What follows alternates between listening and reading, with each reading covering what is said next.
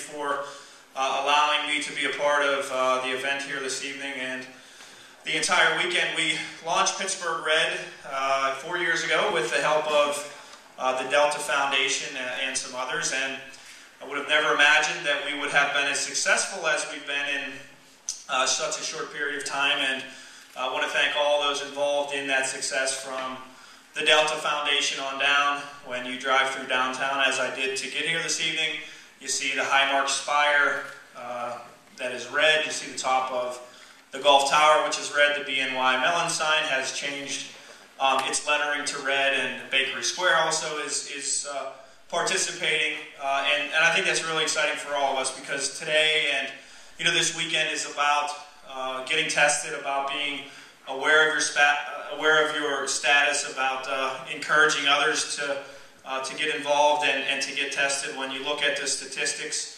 there are thousands of people just in Allegheny County that are living with the virus that actually have no idea that they have it, and they continue to spread it. When you look at some of the more vulnerable constituencies, they include African Americans, specifically more recently African American women.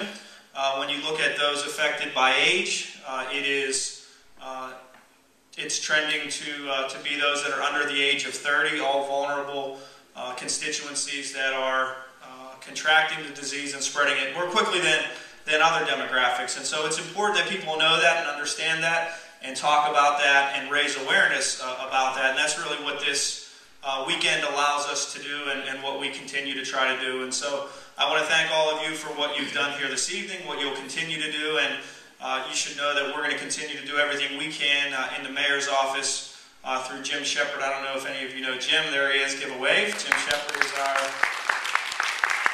great staff member in the mayor's office who does a wonderful job and works closely with the Delta Foundation, the folks at Pittsburgh Red, and others to continue to make sure that we're doing what we can to advance your cause. And so I hope you enjoy the rest of your evening. Have a wonderful night. I understand you're going to be taking a walk.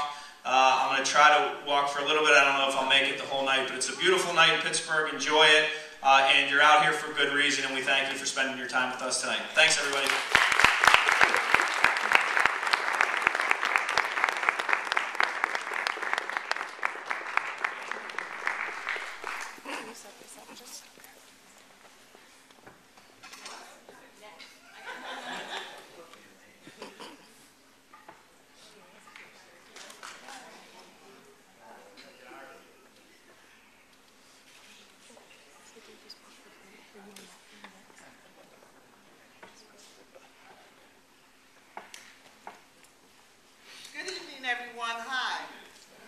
Ladies and gentlemen, you've heard about boots that are made for walking. Pamela Smith is ready to walk. Please welcome her.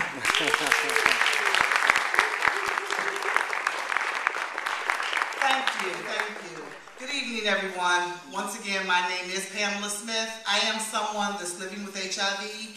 I have been living with HIV now for 24 years.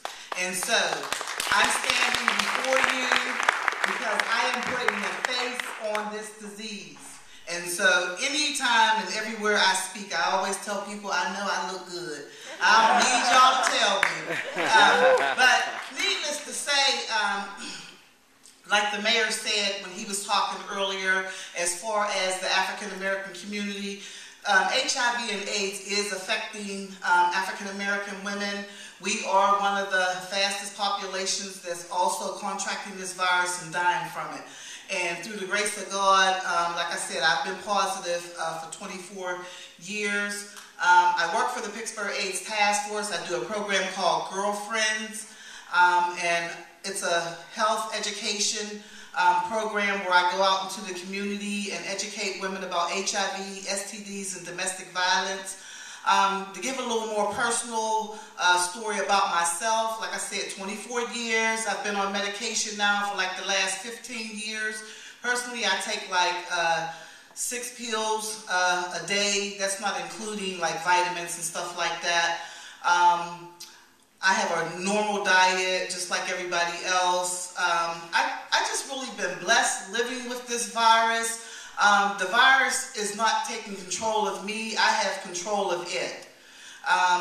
Like I tell people, today, it's very important that you do know your status. It's better to know than not to know, because years ago, yes, it was a death sentence. It's no longer a death sentence. I'm standing here telling you that you can live a normal and healthy and productive life with this disease. I got kind of lost for words. So I really do encourage everybody to get tested. You want to always, if you're going to engage in any high-risk behaviors, you want to always use protection, whether it's intravenous drug use, whether it's unprotected sex. A lot of people say, well, how did I get it? The lifestyle that I lived in the past put me at very high risk. So that's another blessing, that I don't have to live the way I lived before. I've moved on from the past to the new. So I could be here all night just sharing about my story as far as me living with the virus, but I think I need to move on. Thank you.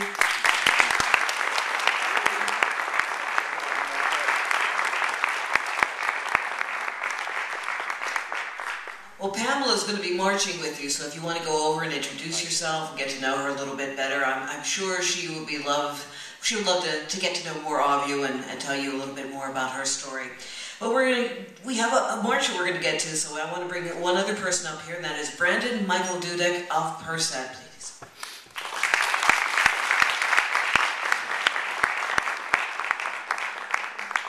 This is my mayor from Roger Beatty. A lot of you guys knew him very well. Hello, it's great to be here with all of you, and thank you all for coming to support everyone living with HIV. This past October marks the 8th year I've been alive since my HIV diagnosis, and it's been a hell of an 8 years. I tell you this because I'm living proof that HIV has become manageable. It has only been cured once by accident. I'm afraid this disease is being seen as no big deal. I know that's what I did. In fact, I ignored the truth for so long that I didn't seek care or even take medication. Within 2 years, I had purple lesions all over my body, and I was in denial even then. I thought they were bed bug bites. I buried myself with drugs and avoidance. This was fueled by depression, something most people with HIV have had even before their diagnosis. You can chalk this up to behavior, or you can see it for what it is. Depression, and opportunistic infection. Possibly the most deadly of all. In my opinion, because it can cause us to contract and ignore the seductive killer. I think I can safely say all of us in this room know what a death wish is. Who here hasn't driven when they probably shouldn't have? Eaten food that can cause a plethora of health problems? Gotten high or not worn a seatbelt? Putting yourself at risk for HIV is no different.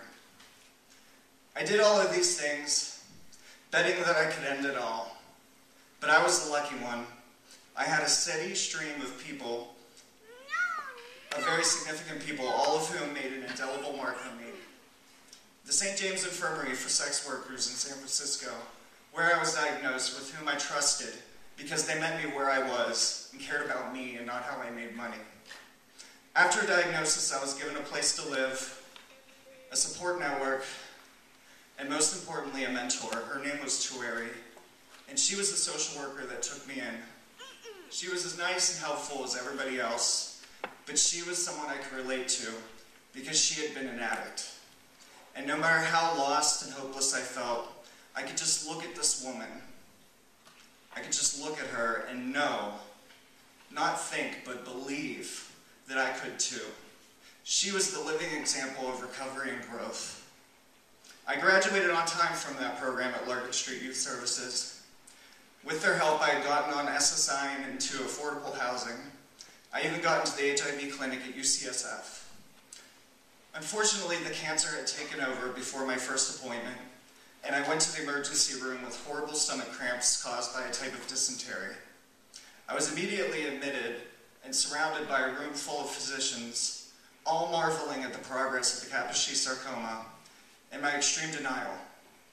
I was met with an angry response when I asked if I could get all these spots lasered off.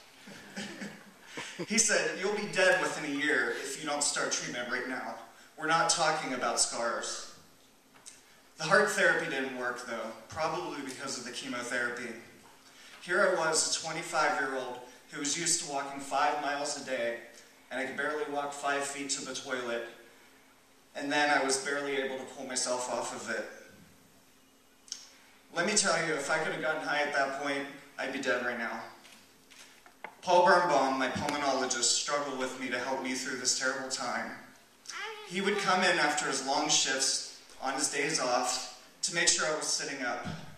I had my lungs surgically attached to my chest wall, and he wanted to make sure that they didn't heal where I was sitting down so that I would have the best capacity of breathing for the rest of my life, because they're stuck there. He cared. He cared honestly more than I did at that point. I had given up and was ready to die. I was in end-of-life care with a diagnosis of end-stage AIDS. I moved back home to Beaver County to die on my parents' couch. They met me where I was, and they weren't pushy about me starting meds. They had to let me come to that decision all on my own, and they knew that I'm very stubborn. This is when Dr. Stacy Lane and Stuart Fisk came into my life. I met them through the Positive Health Clinic of Allegheny General Hospital at their satellite clinic in Aliquippa. Stuart was really cool, and he had been in the trenches of the AIDS crisis. He worked in an SRO that was across the street from the one I lived in, doing harm reduction that was really pioneering work at the time. Dr. Lane had a connection that anyone would agree she conveys to all of her clients, that tells you she cares. Most doctors would have said, if you want to live, here's the medications you should take. Honestly, I didn't want to live, but somehow I felt that she wanted me to, and that was enough. When I met Stacy and Stuart, I weighed 135 pounds, and my T cells were about 9. I wanted to tell you all these incredible people, and all the ones I couldn't fit into the 5 minutes, because they made an incredible mark on me. They genuinely cared about me, led by example, and spent way more time on me than I'm sure they were compensated for. I know I could be a pain in the ass, and they kept with it. I'm blessed to say that through divine intervention, my life has come full circle, and I now have the opportunity to work for Persad and street outreach services with homeless youth who are teetering on rock bottom in success. And if I can change the life of just one of these people, I know I'll be paying it forward to the many in the cast of characters that have truly changed my life. I am in debt to them and pay special tribute to all of those who weren't as lucky as I am to survive this epidemic. Thank you.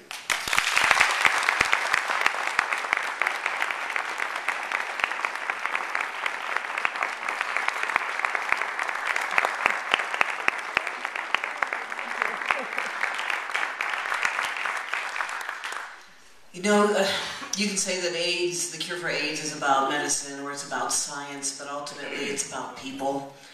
And I think you could hear that in Pamela's story and Branden's story. Thank you for sharing, and thank all of you for being here, because ultimately this cure is going to be about people. It's about people pulling together and making it possible. And thank you, Mayor Ravenstahl, for being here this evening.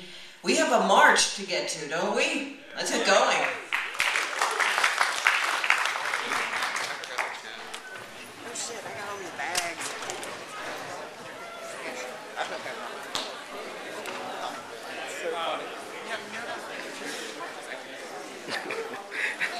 You would.